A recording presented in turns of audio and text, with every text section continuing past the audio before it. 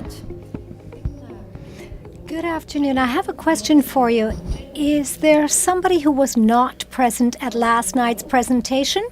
Were you all there last night? Okay. Well, I'm going to directly go to the costs of violence towards women by way of India. As you know, we have a strategic alliance with the German corporation GIZ and the Convo Mujer regional program, which has helped us implement 7 different steps. And Christina is going to talk about that in terms of what occurs within the business. We've received the statistics, right? So in Bolivia, there was a study that was carried out with 30 companies. 30 companies were involved in this, and the German corporation invited these companies to respond to a survey. And in the survey, it obviously was aimed at knowing how does domestic violence affect the workplace by way of the costs. So in this sense, INTI, with its 30 companies, banks, industrial and commercial companies who participated, INTI did this survey to 1,500 people. And there were over 900 who responded. And they all responded in an anonymous way to this survey. And this questionnaire was really done well by Dr. Bara, an expert who's assisted us to be able to identify in terms of what is the true cost of violence on businesses. And there's more than $2 billion lost per year in private companies through themes related to violence. And these are rather alarming numbers, particularly for my general manager who's used to receiving other types of reports. We are supposed to be, we have we're like number one. We're the number one lab in Bolivia, and in terms of all the reports, we're the first. We're always doing well, and then suddenly we receive a black report. It was the black box of INTI, right? So it's very painful to see that 5 out of every 10 women within our company suffer violence. So here's a little bit of the quantitative statistics. And 45.1% of women suffer violence, partner violence, and 54.1% of male workers have admitted being violent towards women.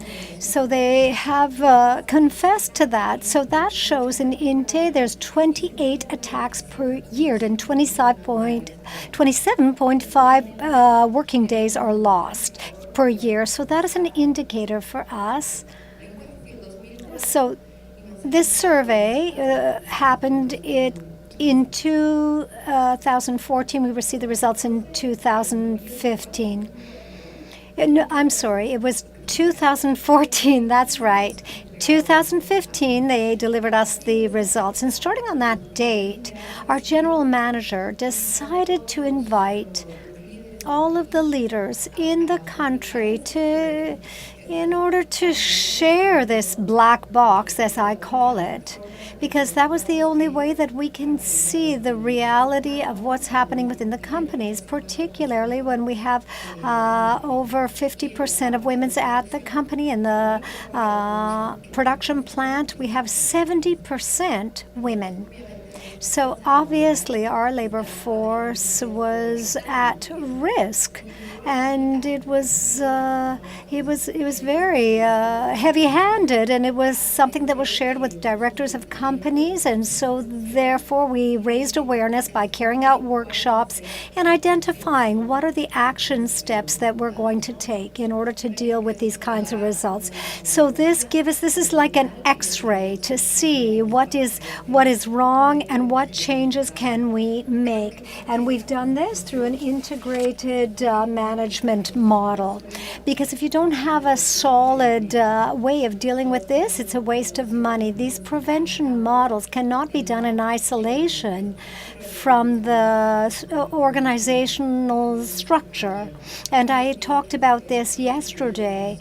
We have to reinvent internal processes and create policies across time so that these kinds of policies will be long-lasting during time. So within this,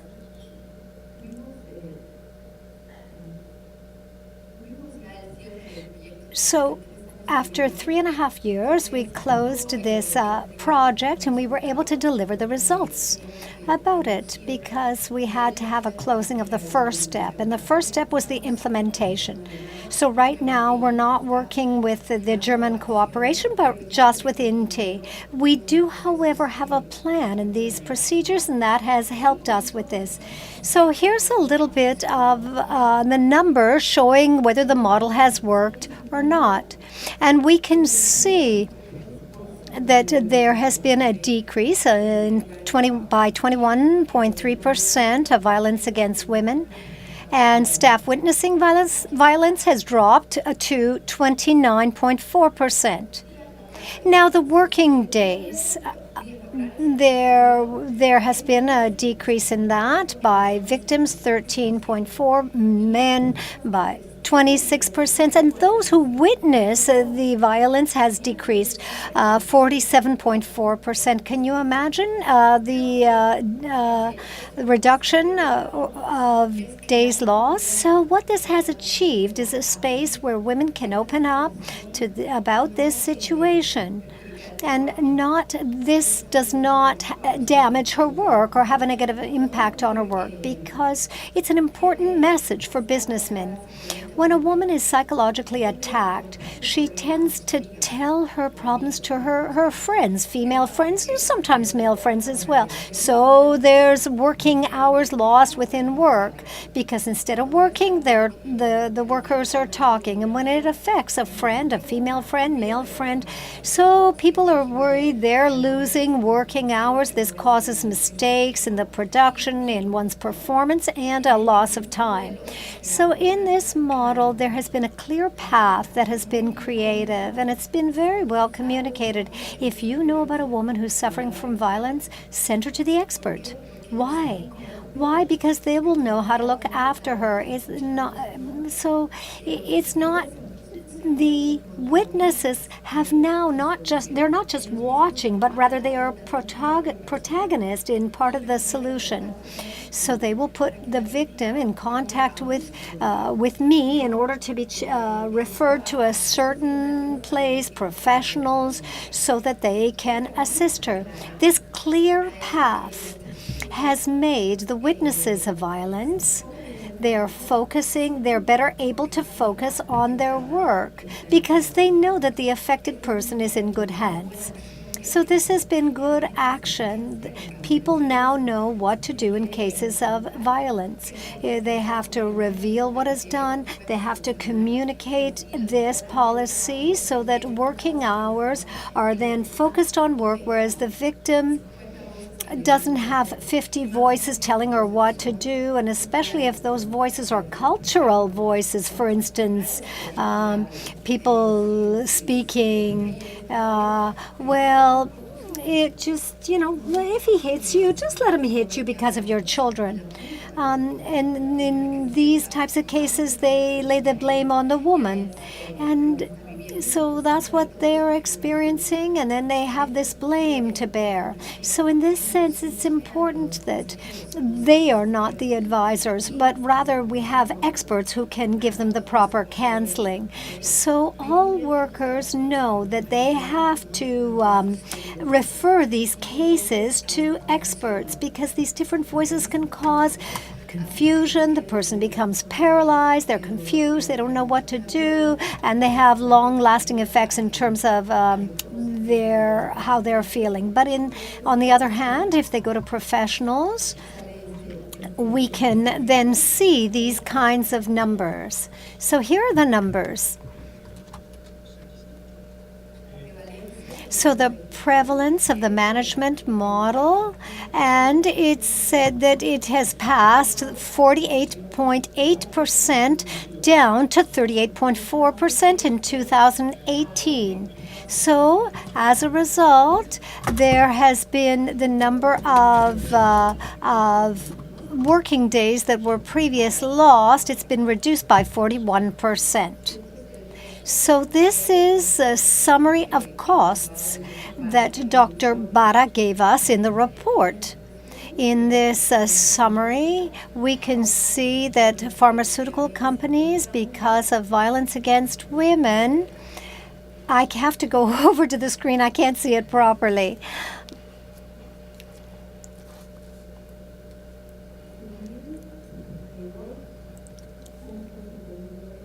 So there is investment. Oh, that is the investment by the German corporation, 162, 600.58. So there are things that cannot be measured in a quantitative manner, but one can perceive them. Society, upon seeing the internal and external campaigns, has begun to value the commercial product, because they know that if they buy at our pharmacy, that women are being assisted.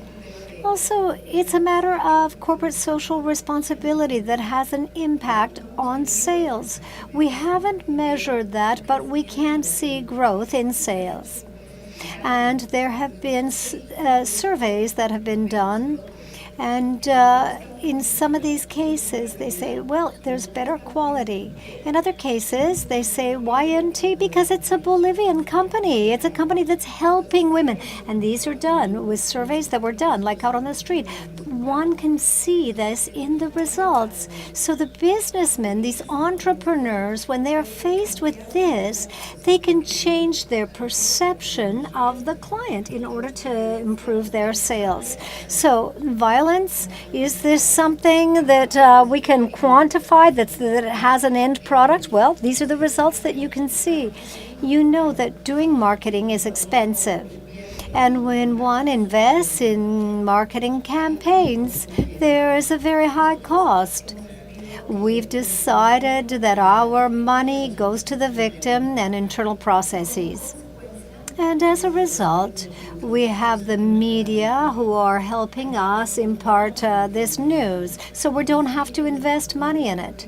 But we can see that in the media, they are interested. They are interested that a company is investing in their workers. So many forms of media, radio, television, newspapers have invited us, and we don't have to pay for this.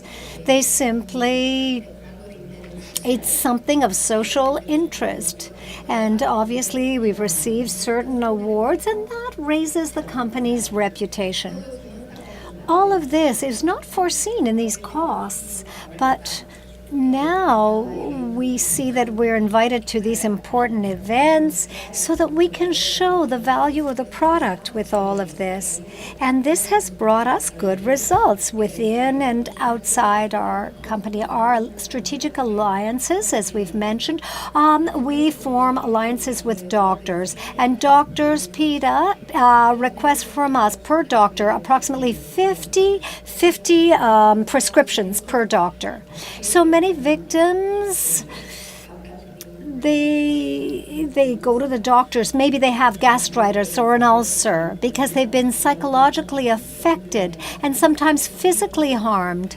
So they sometimes go directly to the health part. So they know that our products is looking after other things, not just health, but rather reports that are made, police reports that are made, etc. And so they think that it's a great idea. We've had a lot of calls from doctors saying, I want to look after 5 patients for free that are part of this program. 5 free per month. And it's not that something that we sought, but rather they wanted to join to our campaign. So INTI, we distribute our medication throughout the company. We've done this internal type of process. They know the products that we have. These products have been tested. They're going to the doctors. The physicians are our strategic partners because they're located in a very small province in my company. There's so many pharmacies and so many doctors that want our products, and they're interested in taking our campaign to other places. So we have this internal campaign that is brought outside. Even the victims have become protagonists because they can give within our procedures and campaigns, can talk to their physicians about it. So we're looking at this on an internal and an external basis for all of this to have a good end. These are some of the prizes and acknowledgments that we have received by the Chamber of Deputies. We received the Zebra Gold Award at Corporate Social Responsibility Awards and at trade fairs and leadership in the cities of Bolivia. And many prizes that have been awarded to us have created a social impact, and that has been amplified so that other companies can join and reach our goal. We want more companies to join us. And we've also reached out to schools, because in schools is where you have to help the youth, female, young ladies, in order to tell them if you have a violent boyfriend, you have to do something about it, because it can become a problem. It can turn into something that is a greater problem. So we then are working with them. Thank you very much.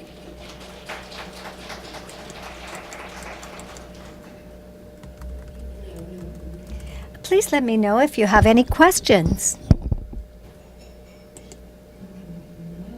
Did you not understand, or were you understanding everything? There's a lot of silence here. Yes.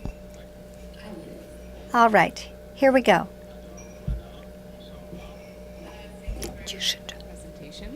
The question that I had for you is, I was wondering if you could please go over the Por favor, puedes revisar lo que son las variables que estaba usando para medir este impacto. Perdón, estoy escuchando muchas cosas a la vez, pero creo que estoy confundida, no sé.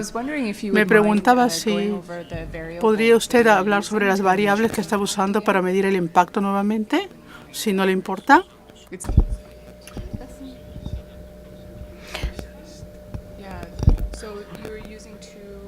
So like prevalence and then number of days lost? Or so those were the two that you were using to measure impact? Ve ahí. Porque no va a entender. Ve ahí. Okay. For your study, from the slide, what I see is that you had 3 variables that you were using to measure impact. So the first one was like the prevalence of the issue occurring. The second one is witnessing, so the number of incidences people saw. Just go and then beside, the just third go one stand being beside her. the number of days lost. Were those the 3 that you used, or were there additional ones as well that were included in the study? I think this was the main ones.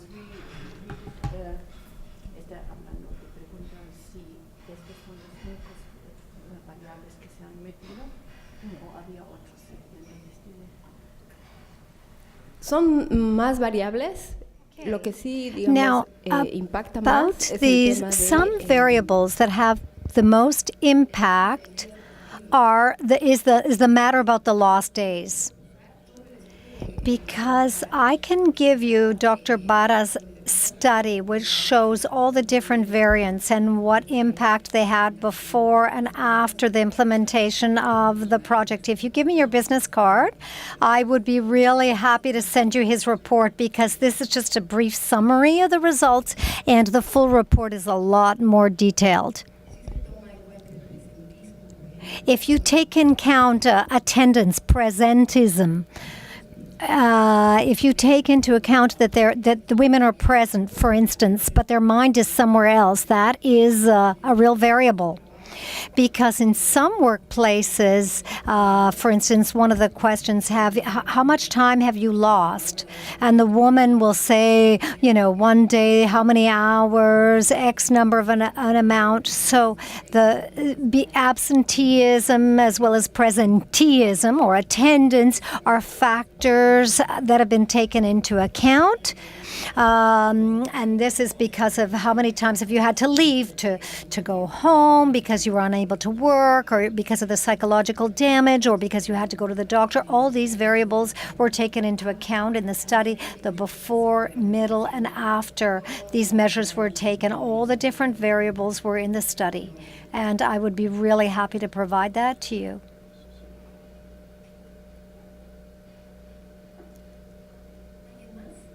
Does somebody else have a question?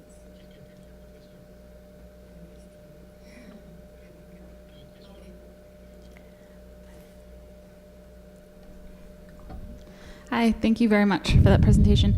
I was wondering if you saw differences in terms of locations of your offices, like if it was largely rural or urban, and how programs kind of adapted for those differences, or was the program kind of pretty effective the same way everywhere?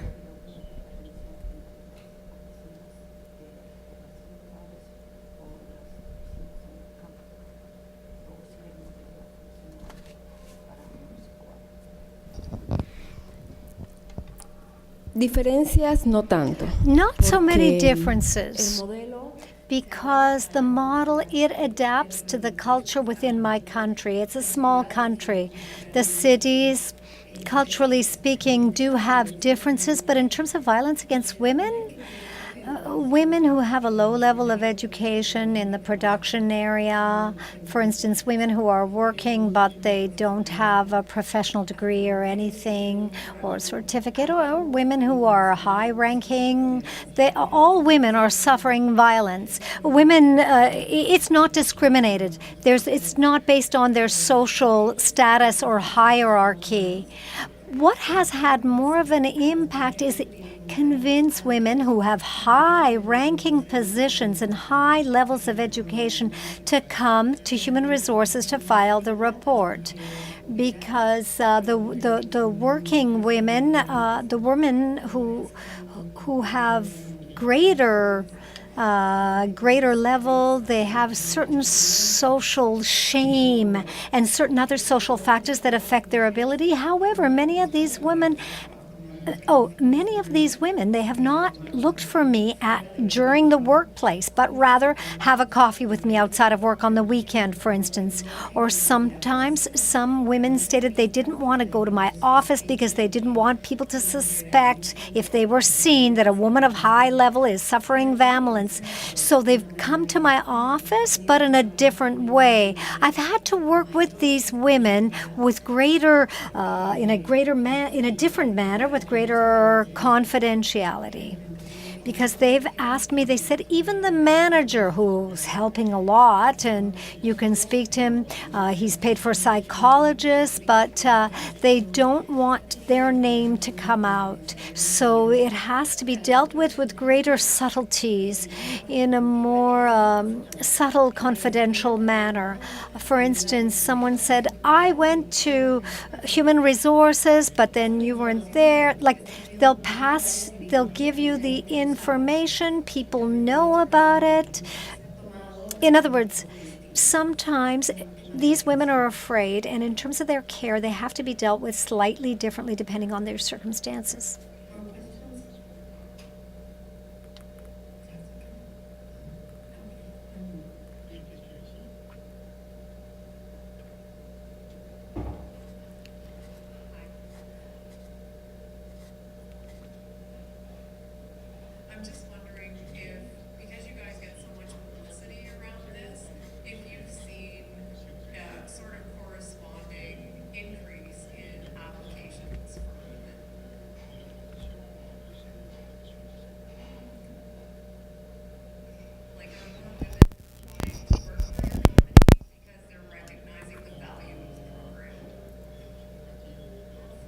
Oh, yes, yes. Of those applicants who come to INTI, the majority of them are women. And as I have so many curriculum vitae for women, I'll put them in areas that are not typical for women. For instance, in the distribution warehouses, drivers. There's always been men previously, but now we have women. And why? Because I have so many applications. I have the ability to choose for these kinds of roles. Now, because of equity, I have to have men, women hired. I have to be careful about the balance, because otherwise it wouldn't be equitative. However, above all, women want to work in INTI because they're helped there. Because as a result, they've gone to the press. Many women have spoke. It's got to the press's ears, and the press has sought us out. Anybody else have a question? Did I answer what you wanted to hear? Okay, that's great. Good afternoon to everybody. I have to recapitulate what I'm going to speak to you about, because in my mind I thought I was going to give you the general framework, so we're going to see how we reach this point. All right.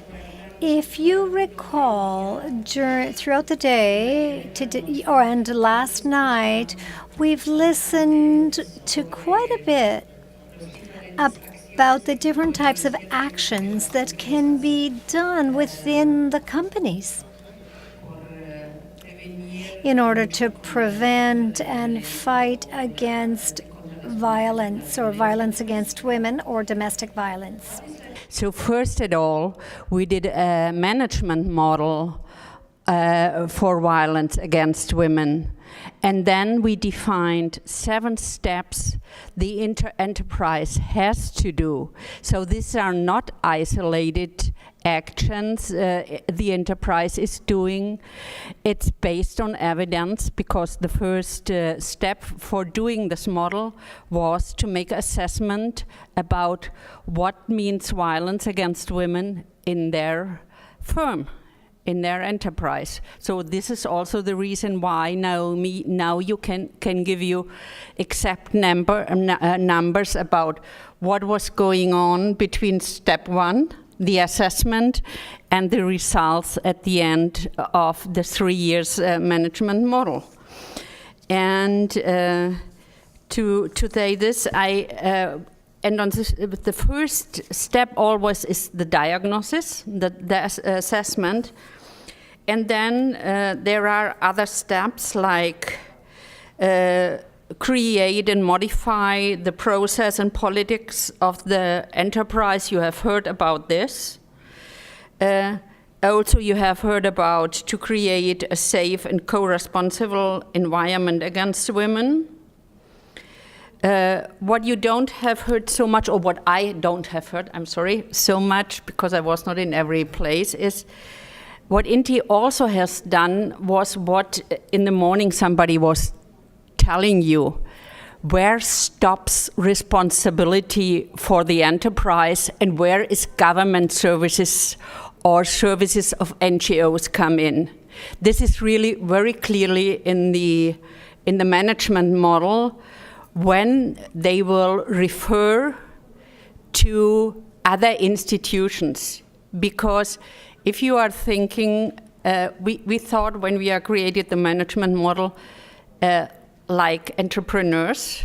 So what is our main game is to create utilities. So we need to really look at the function of enterprises. How much can we ask them? And when there will be the necessity to give up and give this to the function, for example, of the state. So this was, though they have a really good network between the enterprise, NGOs, and state institutions to refer cases from violence against women to them. You also have heard of promote a cultural change of free equity of violence against women.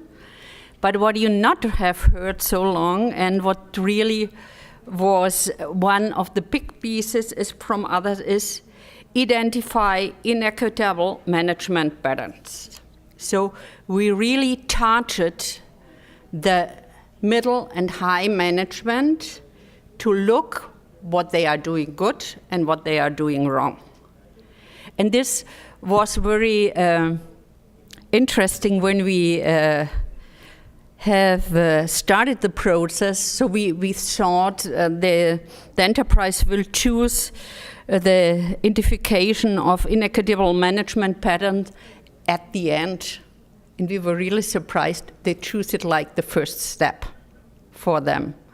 So you remember that yesterday, or people which were not there yesterday, this is a really strong tool within the whole context, because it decides if somebody in the management level will get promoted or will not get promoted, with all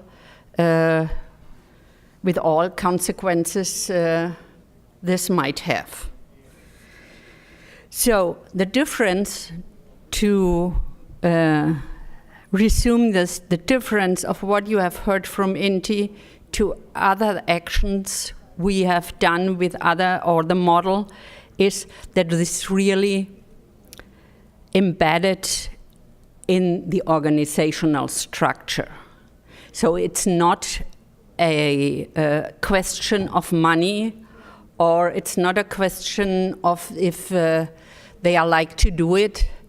It's so deeply in the organizational structure, so that even when we say goodbye, like Noemi said, it is going on and it is going on. And we have this experience also with other enterprises. You really do not put an add-on on enterprises, because then they will do it when they feel to do it, and when they don't feel to do it, they will stop it. So it really helps. It costs a little bit more, and it's a little bit longer, but it is really worthwhile to go into the structure, you know? And you have seen about what Naomi said.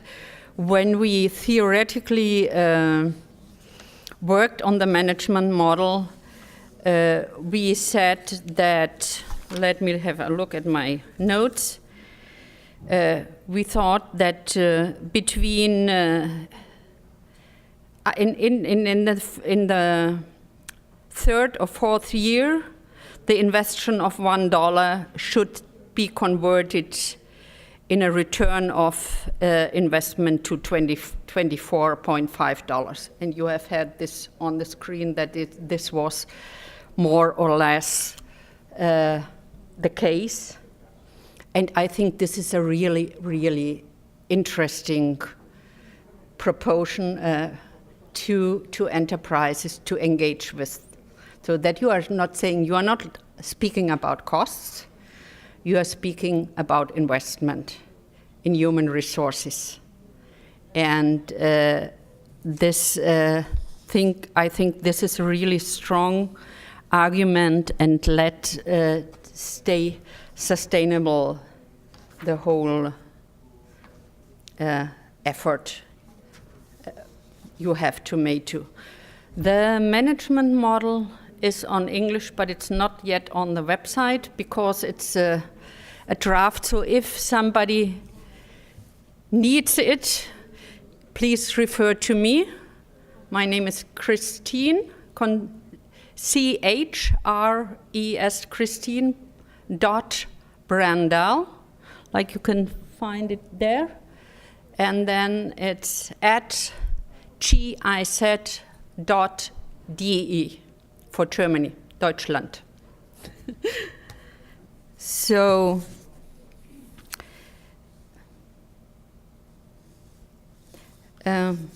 I'm a little bit out of my presentation, but I'd like to share some facts with you. And one of the facts is, there is a study of the Copenhagen Consensus in 2015, and they asked for costs of violence. And I ask you, which costs are higher? Violence against children, interpersonal violence, collective violence like wars and terrorism, or violence against women?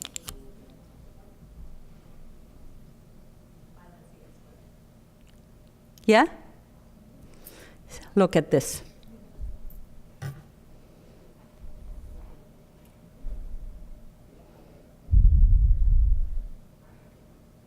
And then look at what we are hearing and seeing on television and so on.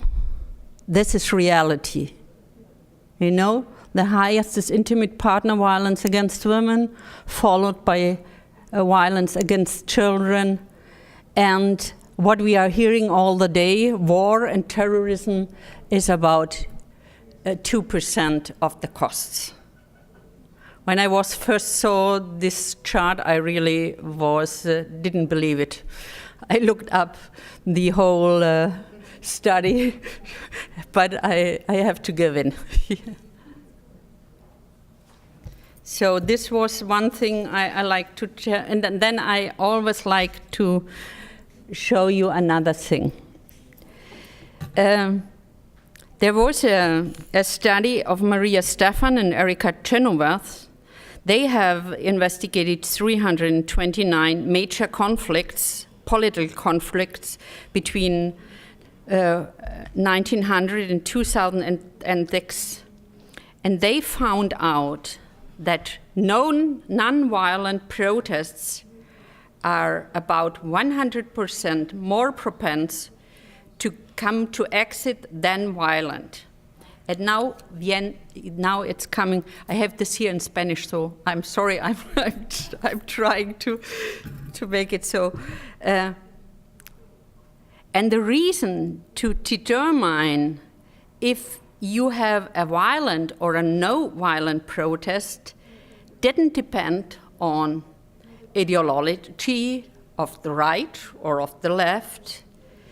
It didn't depend to be more or less influenced for ideologies or religious beliefs. And it either depends on the level of repression a group is confronting themselves. And now there is coming the aspect which really was surprising. It depends on the ideology which this group have or the society have in respect of role of women in society. And so what you're seeing there is that the major factor of prediction is the decision to adapt a no-violence protest is the ideology con respect of the role of women in society. And I found this really, really impressive because I did believe other things. So I have to recognize once more again to living with my stereotypes, and this was one more which I need to put into the ashtray. Okay, so thank you very much, and I like to excuse myself for this not very structured presentation, but I hope at least you could enjoy a little bit of what I've said, and if you have some questions, please go ahead. Thank you very much for your presentation. A question that I had for you was, oh, sorry. Thank you. For the management model, while I've been here for the past 2 days, I've been hearing a lot of discussions about initiatives that really large organizations are doing. And I was just curious, do you see flexibility, enough flexibility in your approach, in your management model approach, that smaller or medium-sized businesses would be able to kind of take that on, to take your methodology on? And just from your areas of expertise in this area, do you think that what do you think some of the differences might be, I guess? Yeah, okay. I think for smaller enterprises, it would be necessary to make some adjustments in the variables, but I think this is possible because, for example, when we are studied small and micro enterprises, we found out a lot of similar aspects. So we know, for example, if you have an enterprise with 20 workers, one worker, you pay one worker the whole year without any productivity. So they have also problems with violence against women. Like I said, I think the model needs an adaptation, but I think this adaptation is possible because at the moment we make an assessment on universities in Ecuador, and they just asked also for an organizational model. So we will take this model like base and see what really, and see together with the university what will work out for them. Because what the universities until today are doing, they are concentrating themselves very often only on sexual harassment and let out all the other influences like intimate partner violence into productivity, into academic productivity, and also violence within the admin staff and so on. But yes, I think you can adapt it, and I'm clear about you have to adapt it. Yeah. Okay.